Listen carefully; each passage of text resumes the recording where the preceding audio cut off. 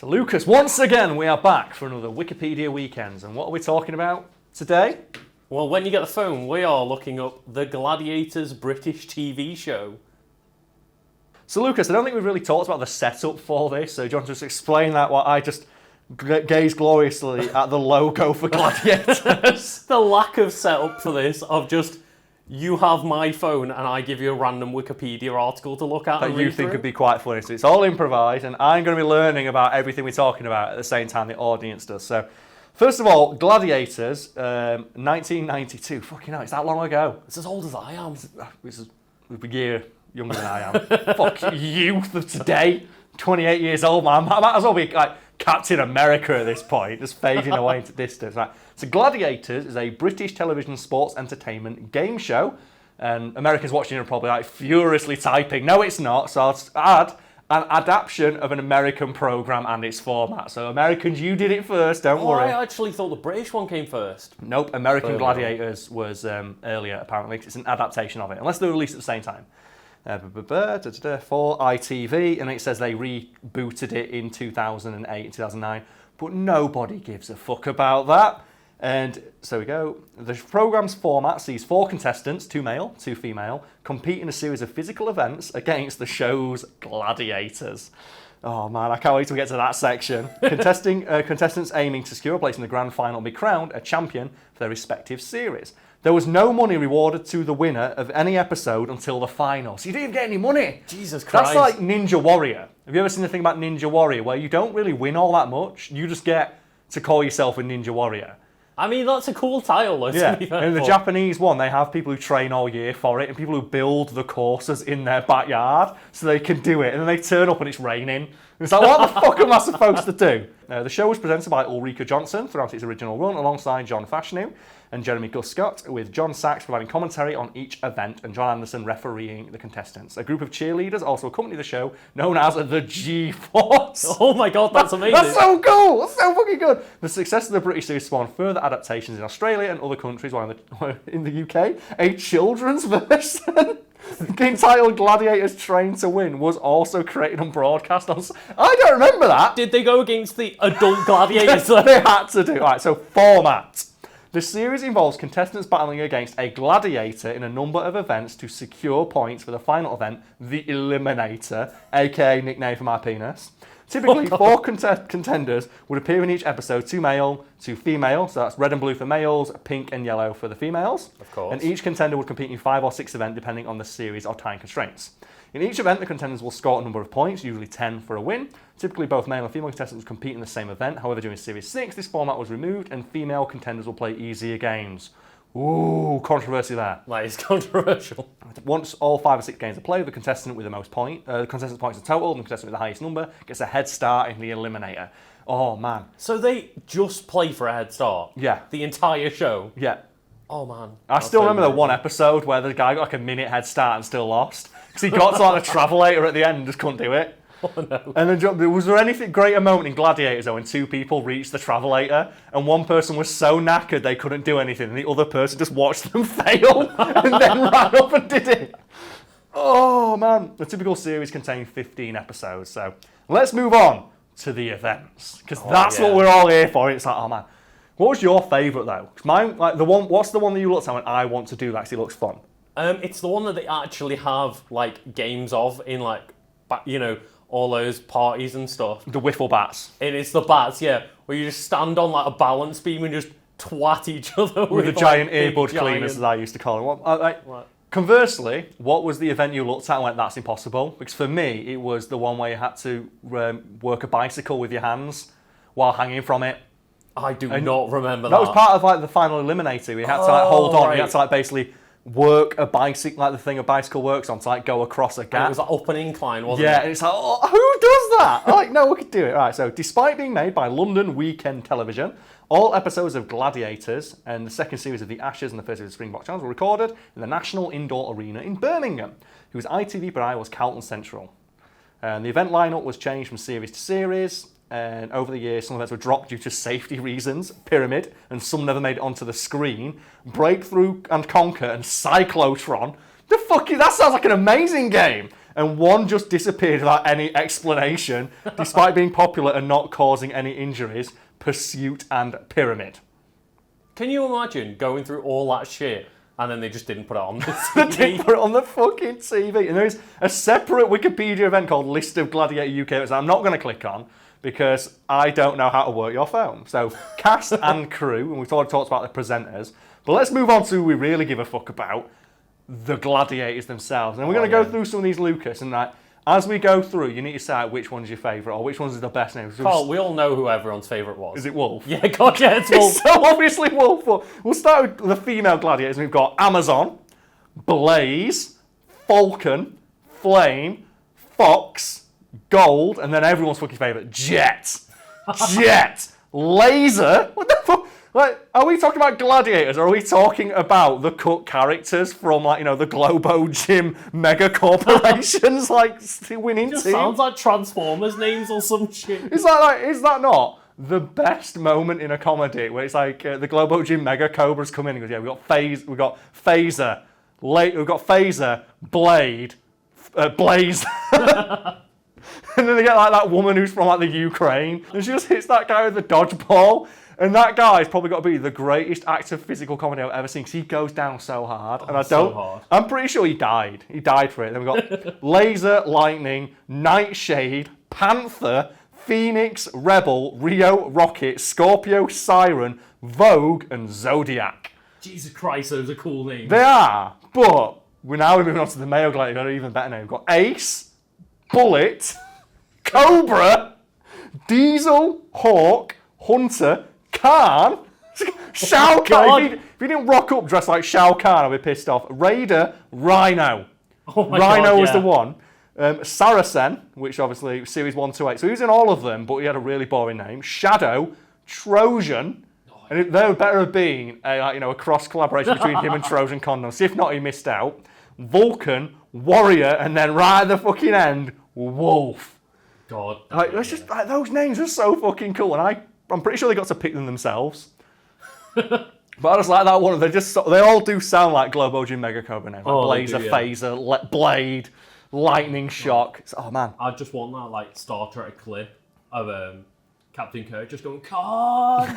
No, I just want Shao Kahn in there. Both Cobra and Lightning were never originally intended to be gladiators. Instead, they trained and entered as contestants. And it wasn't until hours before first recording it was decided 2 more gladiators would be required for the series. So they were so dominant as contestants, they got upgraded into gladiators. Oh my God, they must have been badass. They must be fucking just amazing. This is the reason that neither appear on the cover of the music CD that was released to accommodate the series. Oh, they were both upgraded to full-time participants in show 3 and remained until the very end of the programme. Oh, so good. How good were these guys? Fox originally appeared as a contestant during the Wembley live shows of 1993. She was handpicked to be a reserve gladiator for the 6th series. Fucking hell. So she's just on the reserve team. Oh man, I hope they had a youth team. Do you like in football you got a youth team? You got a youth team of gladiators and they've all got... That's where the kids show comes in, Carl. We just want the buffest, strongest children known to man. Laser originally trained and entered as a contender, but was made into a reserve gladiator due to several female gladiators being able to perform due to ongoing injury problems. Vulcan joined the British Gladiators after his native Australian edition was cancelled. Wolf later became a team coach for a new set of gladiators for the 2008 revival. Diesel and Vulcan only participated in the Battle of the Giants special in season 8. So they were new ones. Oh, that's so good. Just the idea they were so good as contestants. Like, fuck it, they're gladiators now. You are the titular gladiator. How many of those children from the spin-off ended up becoming gladiators in 2008? Can you imagine if they were so good they ended up joining the adult version? Yeah. And you just got children trying to stop fully grown adults from just doing shit. This is about the contenders. Applicants who wanted to take part in the show had to go through vigorous fitness tests before they were selected to take part. Footage of several of the tests was broadcast during behind-the-scenes segments. Notable competitors on the show include future British 400-metre hurdler Chris Rawlinson, Welsh international rugby union winger Glenn Webb, female wrestler Non Evans, and cage fighter Alex Reid. Oh, Fucking hell. Most competitors achieved brief local fame, but Series 3 Women's Champion Eunice Huthart earned great recognition and briefly presented late-night television before becoming a stunt double. Series 5 winner Mark Mottram went on to become a professional stuntman and was Pierce Brosnan's stunt double in the James Bond films. Hell fucking yeah. He also appeared in Batman as Heath Ledger's double. Oh, that's cool. He is married to someone else, another winner. That's a power couple, right? That is a fucking, literally the definition of a power couple. Then we got all the champions here, but I don't really give a fuck. Oh, but we have got, though, John Anderson, who was the presenter. John Anderson was the head official. Before every event, he called, and do you remember the line that he used to say, Lucas? Well, Adam does. Go on, yell it out. Does. Gladiators, ready! And then? Competitors, ready! Close. The accent's good, but it's contender, ready. You got to do the ready. It's got to be that in it. And then gladiator ready, similar to his American counterpart, Larry Thompson. But he added the countdown, 3, 2, 1. I bet he got paid for that as well. So have you heard like Joe Bruce Buffer, the Let's Get Ready to Rumble guy? Oh, yeah. He's trademarked that, and he makes like $1 million a year just from people licensing it. So if I just say that in the middle of this video... I might get sued. No, if we play his clip of doing it, yeah, but he licenses out him screaming that so they can play it at sporting events. That's pretty cool. Yeah, and he makes a good money doing it. So don't play the clip because we'll get fucking It's sued. just right there. Then we've got spin-offs. Fucking the children's one.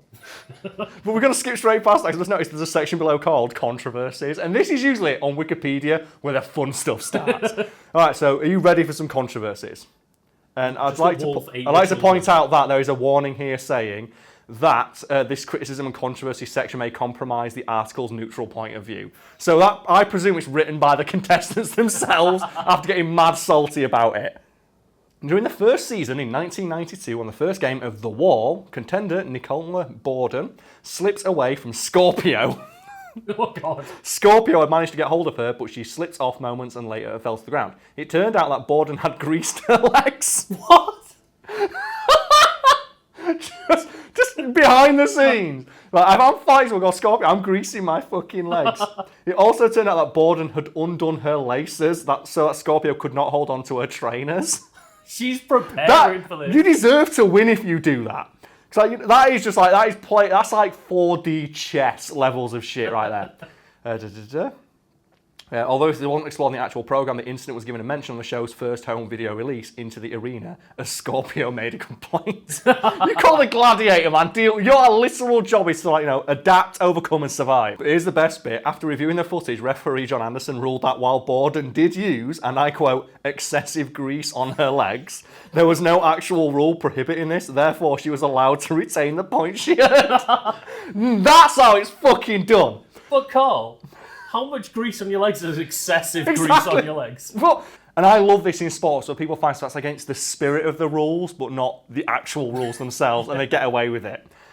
Oh, however, Anderson also said that Borden's actions, not in the spirit of the competition, and so new rules were immediately put in place to prevent her or other competitors from trying the same trick. Scorpio was shown to be unhappy with the referee's ruling and Borden's apparent lack of sportsmanship. When Borden advanced to the semi-final, Scorpio would get another chance to pour off the wall and was successful in her second attempt. I bet Scorpio's like, is she in it? I'm fucking going in. I'm getting her back. I'm going to do this. How are you going to escape me without those greasy legs, motherfucker? After the Wembley Live show in 1993, Phoenix, Sandy Young, Flame, Kimberly Ann Standish, and Hawk, Alex Georgiev, were sacked from the show, having received the lowest number of votes from fans in a magazine poll. Oh, so hard. So bad. It's just who's your least favourite gladiators? We're going to just sack him. Oh, man. Nigel Lithgow was heavily criticised for the decision, was slammed by TV critics for such ruthlessness. Vince McMahon would like a word. For reasons unknown, Bullet, Mike Harvey, who also appeared in the live shows, was never transferred to a television series. He was dropped for unknown reasons. Despite many press articles regarding the incident, no reason for his departure was ever given. I hope it was in solidarity and they were trying to get a gladiators union. It just never took off. Oh, during the third season in 1994, Panther, I'm not even going to say the real names, because she's Panther Just now, Panther. Suffered one of the worst injuries seen in the show when she fell from the platform doing tilt and severely injured her back. She returned to the show later in the season and remained on the show. That's not a controversy, she just fell and hurt herself. I mean, that's a pretty baller move to return in the same series. It's like, that's just she fell off the thing. But okay, after the third season, a newspaper uncovered evidence that Shadow had taken steroids. Oh, God. Oh, man. Shadow later confirmed the rumours were true and was sacked shortly afterwards. I'm not surprised. Season 5 became known as the season of injury before filming started. Jet retired after being injured. During a live show in Sheffield on Pyramid. This led to the event being dropped for the upcoming season. Amazon severely injured her knee during training. Laser was brought in as a replacement. I love that I can say that and it's completely true.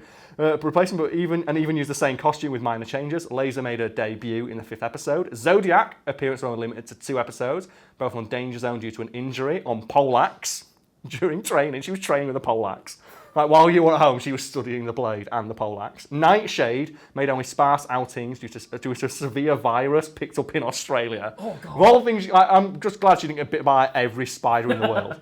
During the 5th season, it was reported by the media that Hunter and presenter Ulrika Johnson were in a relationship, although heavily denied. Johnson later admitted it in her 2003 biography. Why would you say, I'm fucking a gladiator? Why would you deny that? I know, yeah. That's a proper good move. So I don't. Like, the thing is, though, like man or woman, like you would admit to fucking one of the gladiators because they were like the epitome of like the human form. After the 6th season, Warrior was sacked from the show after being arrested for a firearms offence, living up to his name. I see. Despite many questions at the time about his departure, the real reason was only revealed 6 months later in a newspaper article. Then we've got a load of stuff about format changes and just like other crap they did, which I don't really give a shit about. But I'm going to skip straight to the merchandise. As the final thing we're going to talk about, because I need to know. I need to know, how do you monetize giant burly men called Laser and Jet? During the show's first 3 seasons, popular model maker Hornby made a selection of action figures and playsets. I remember these! Because I remember we had the playset, but not the action figures, because my Action Men played on it. And I had like my Action Men versus Professor X on the wiffle board thing, but Action Man was too big, so it just looked like he was on like a children's one. Was he just on steroids? He's on steroids that make your bones grow. Oh, the first wave of figures included Jet, Shadow, Wolf, Saracen, Cobra, Warrior, and generic figures of a male contender and a female contender. Oh man, so we've got generic no-name fucking nobody versus Jet. Oh man, that's so good. And then you got all the toys, and then the second wave of figures include Trojan, Hunter, Zodiac, and Panther, as well as a revised version of Jet and Wolf.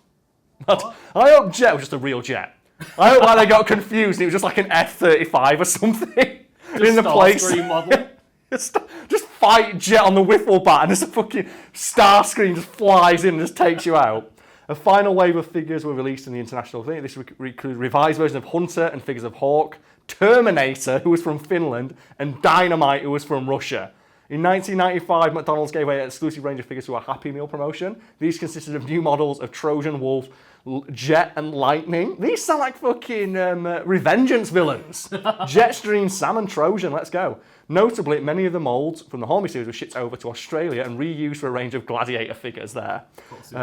While the male contender remained the same, Taipan had an identical head to Wolf and Vulcan shared an identical head to Saracen.